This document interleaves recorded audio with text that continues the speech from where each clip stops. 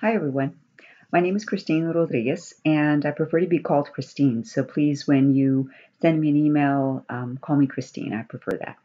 Um, I'm here to just give you a brief overview of Chapter 1 and to get you thinking about some of the things that you're going to review in the chapter. And I hope that by now, if you're not very familiar with Blackboard, you have already looked over the how to use Blackboard video. And if you need any other help, there's always the Blackboard help link also. So moving forward, with Chapter 1, you are challenged to think about racism in the United States in the 21st century. And the authors of the text really push forward the idea that um, the way that racism looked in the past is not how racism looks today. And so the authors of the text review five fallacies about racism. And a fallacy, of course, is a myth, or we could even think of it as an urban legend sort of thing. And one that stands out to me is the fallacy about the fixed fallacy, the idea that we think of racism in terms of what it looked like 50 or 60 or 100 years ago, and racism doesn't look that way today. It looks differently. In fact, many sociologists, we talk about contemporary or modern racism. In fact, there's a very interesting book by Eduardo Silva Bonilla, and the title of the book is called Racism Without Racists. And in the book, what he talks about is, no one will ever acknowledge being racist. And if you challenge someone and say, hey, what you said was racist, they will quickly become defensive and argue all the many ways in which it is not racist. And he says, so here we are in the US, in a country where no one is racist, but we have a lot of racism that occurs. And so he asks the reader to really think about all the ways in which racism is pervasive. And in many ways, racism is much more covert now, meaning it's much more subtle than it was in the past. Of course, in the past it was overt. In the past, people said to you, "Hey, you spick, or you beaner, or you dirty Mexican." And I'm saying these things because these are things that I was told as a child, as a kid growing up in Northern California in a small town outside of Sacramento. In fact, probably the first time that I can remember really being confronted with my difference was when I started kindergarten.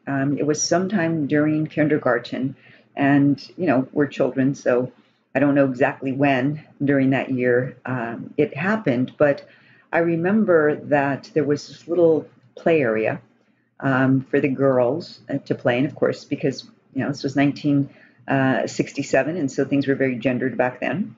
Not that they aren't still, but even more so then. And there was this little play area that I think they still make them today. It was like a little play kitchen. It had a little, sink and a stove and a refrigerator.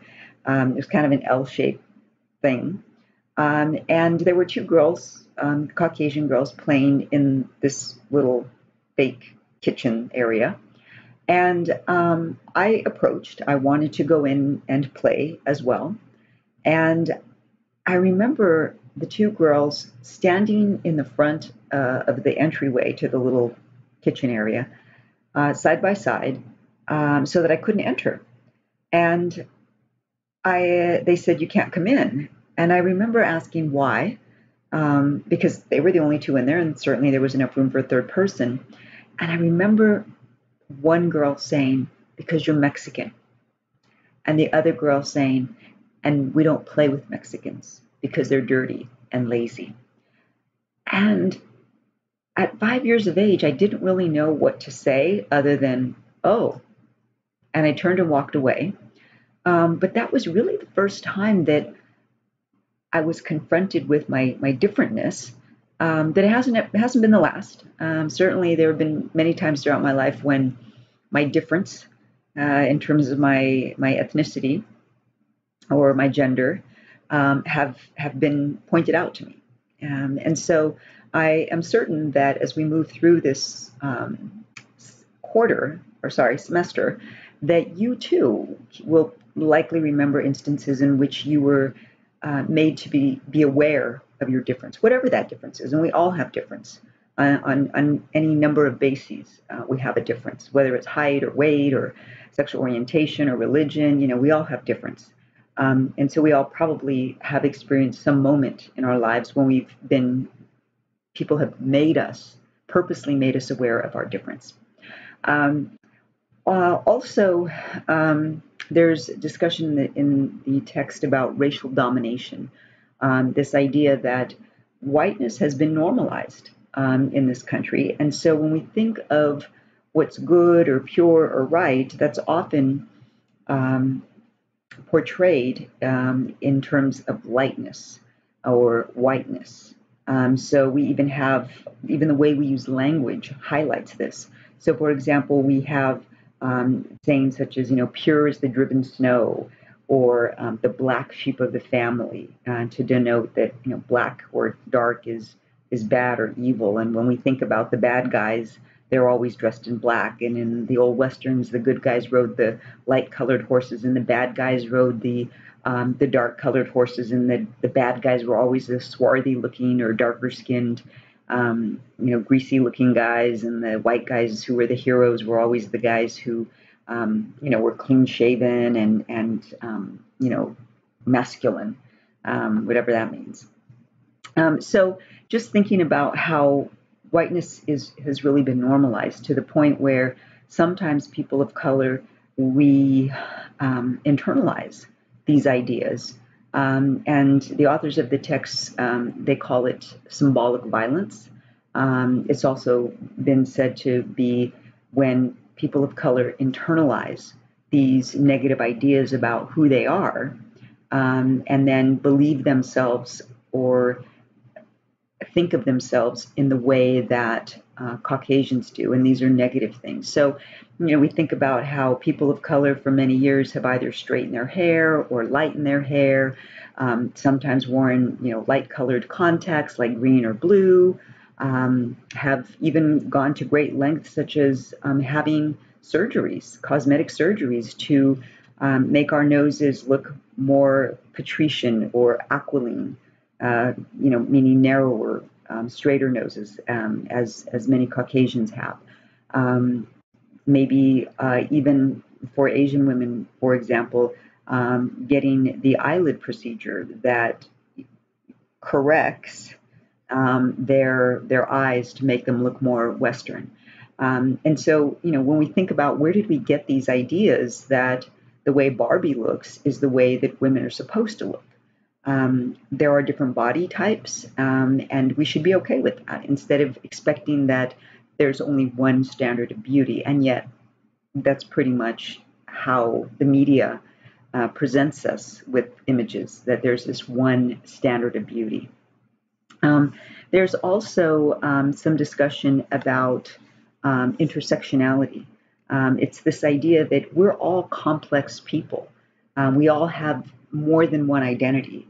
And these identities are, they intersect, they overlap, right? And so we can't necessarily separate out one thing from another. So, for example, I am a female.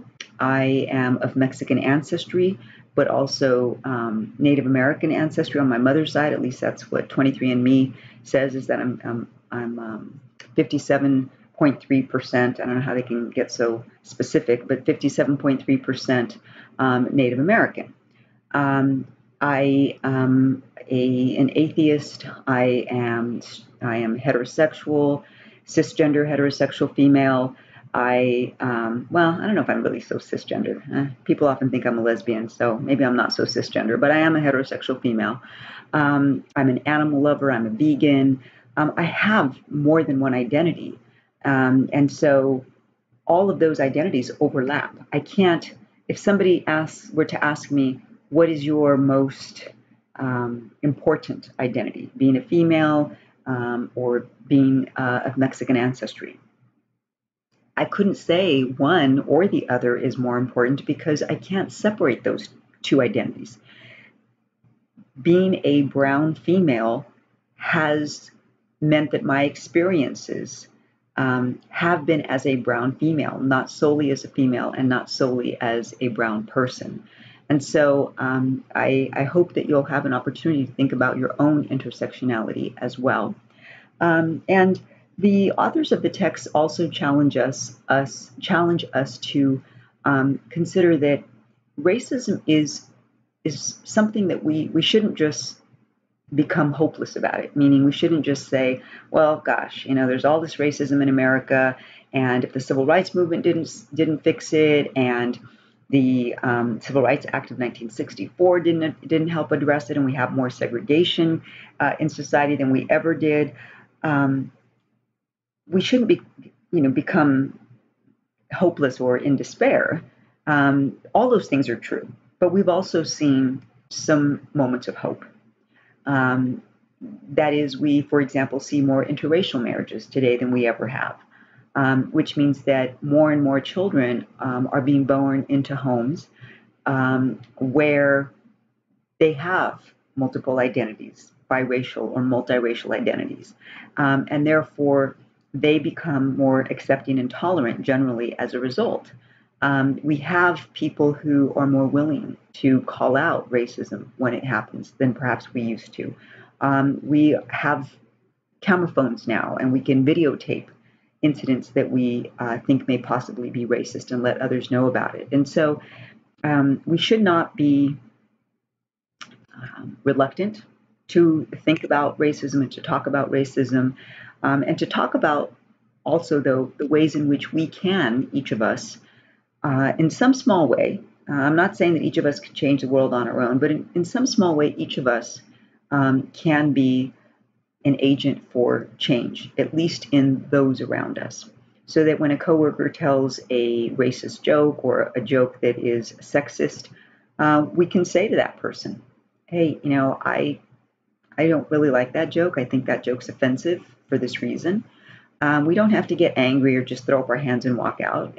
Trying to start a dialogue can be one of the most helpful things that we do. And I'm not suggesting that it's always easy, particularly with, somebody who's close to us, like a family member. Probably all of us have that family member or two when we get together at holidays. This person spouts off some fairly racist stuff or sexist stuff or anti-Semitic things, or we have that neighbor, etc. We all probably know someone like this. And it can be tempting just to, go think to ourselves, well, yeah, that's, it's not going to change this person. But if we don't say anything, we also may be perceived by the other person as agreeing with them. And that is simply something I think none of us wants to do. So anyway, I hope you enjoy this introductory chapter and some of the assignments that I have created. Of course, there are quizzes, and inquisitive is something that I hope that you enjoy. Most students do. The students who don't are the ones who don't do the very, very first activity, which is called How to Use Inquisitive. And so I encourage you, please do that first exercise, how to use inquisitive, otherwise you're going to be frustrated. So with that, please email me, or you can use the phone number on the syllabus to send me a text message if you have some issues or problems or you have questions. Please feel free to contact me. I will generally try to get back to you within 12 to 24 hours. So I'll see you next week for the Chapter 2 overview.